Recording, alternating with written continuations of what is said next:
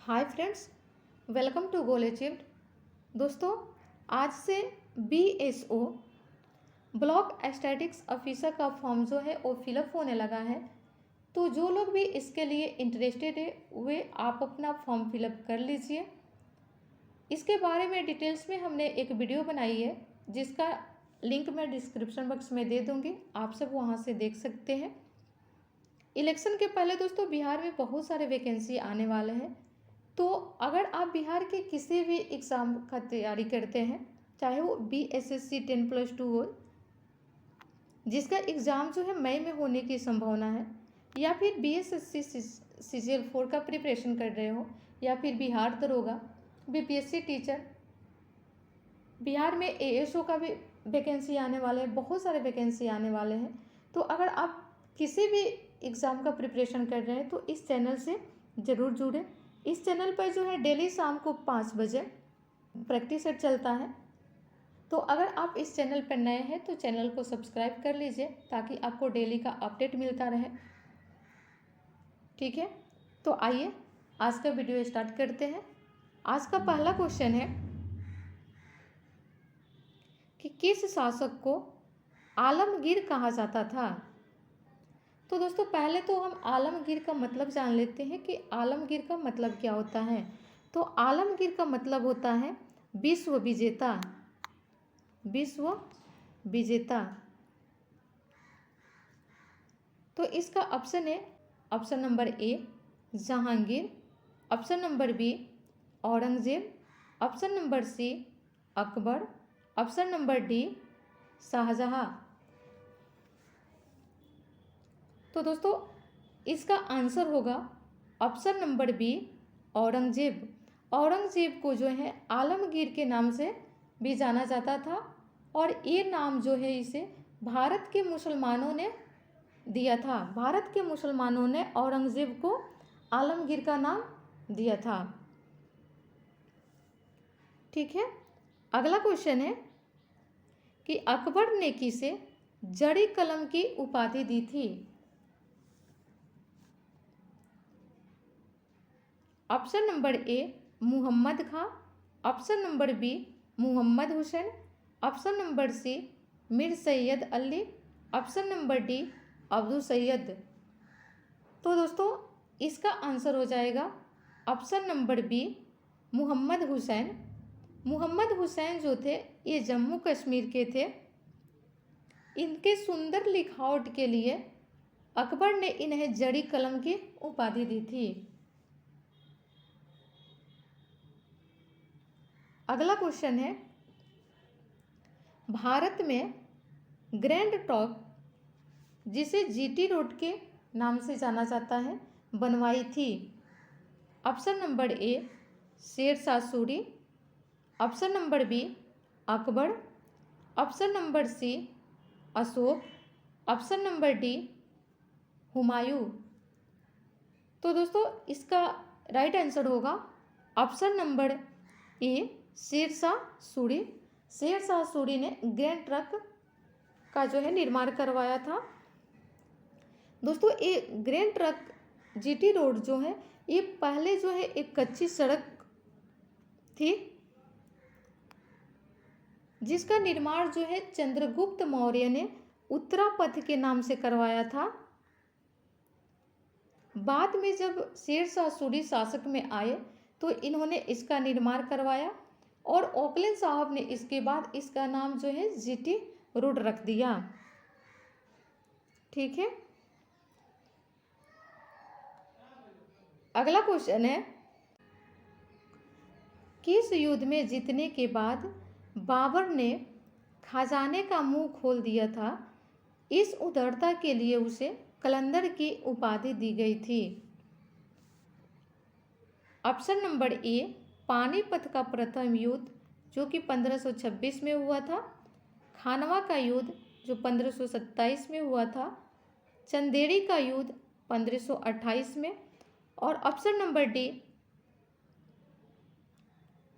घाघरा का युद्ध 1529 में। तो दोस्तों इसका राइट आंसर होगा ऑप्शन नंबर ए पानीपत का प्रथम युद्ध। पानीपत का प्रथम युद्ध जो है ये 1526 में हुआ था।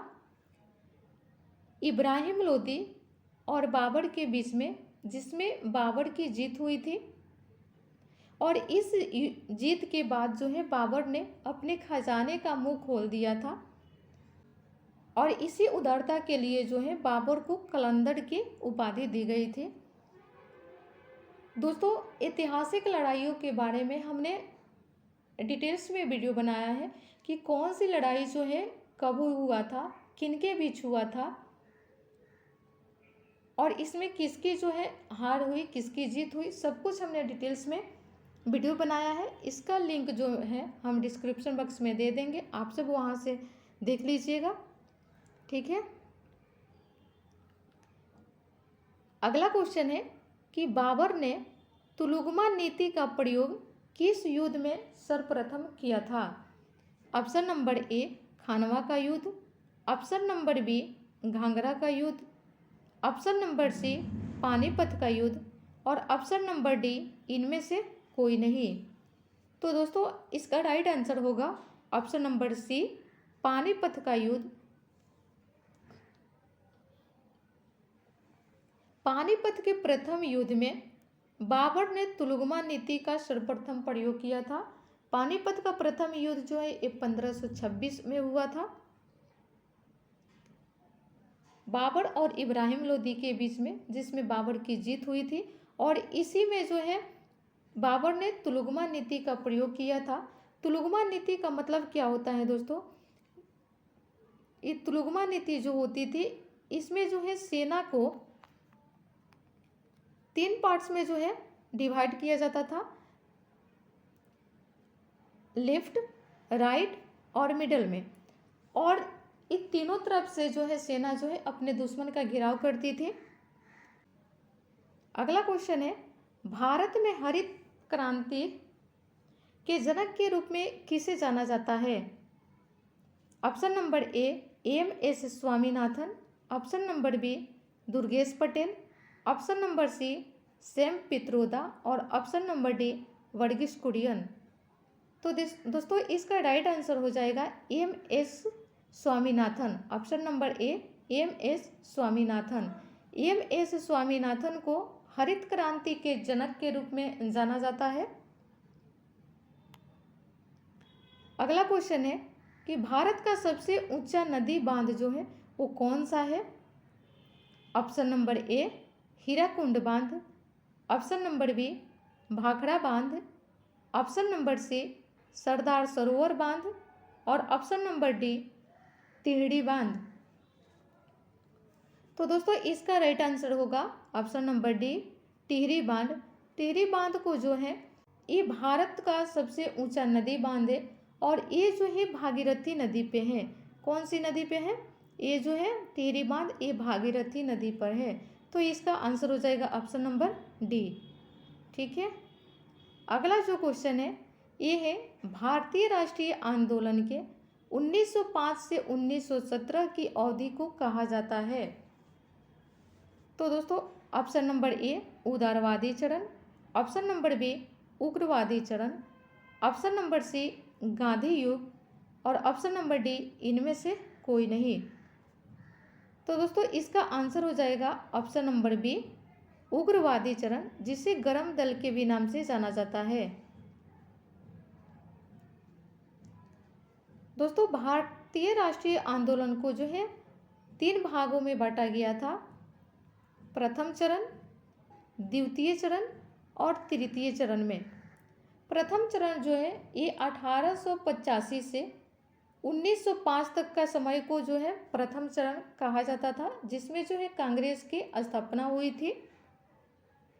और 1905 से 1917 तक के समय को इसको जो है ये दूसरे चरण में रखा। ठीक है। और 1917 से 1947 तक के समय को जो है तीसरे चरण में रखा, जिसमें जो है गांधी जी की चंपारण में गांधी जी की एंट्री होती है। ठीक है दोस्तों, तो इसका राइट आंसर हो जाएगा ऑप्शन नंबर बी उग्रवादी चरण।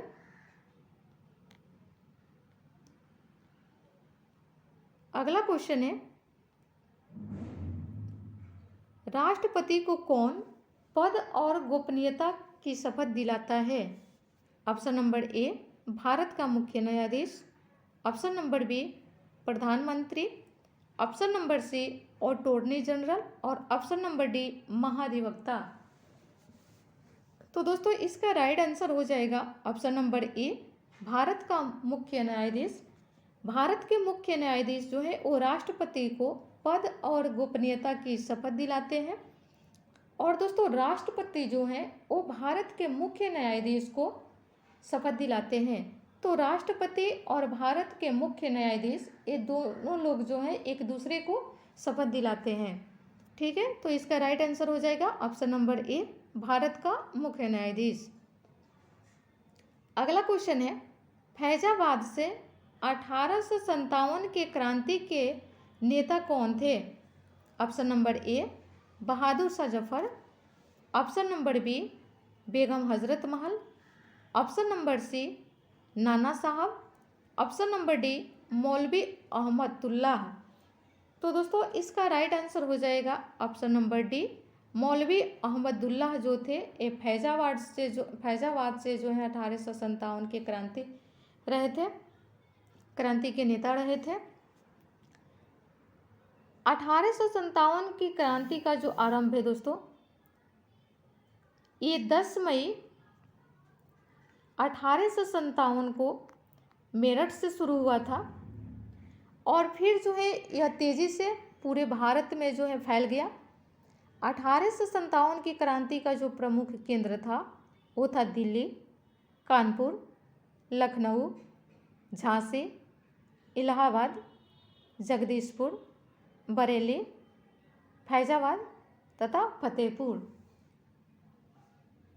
ठीक है दोस्तों, आज के वीडियो में बस इतना ही। आप सब ज़रूर कमेंट करें कि आपका जो है कितना क्वेश्चन जो है वो सही हुआ। ठीक है, फिर मिलते हैं प्रैक्टिस सेट 2 के साथ। Thank you.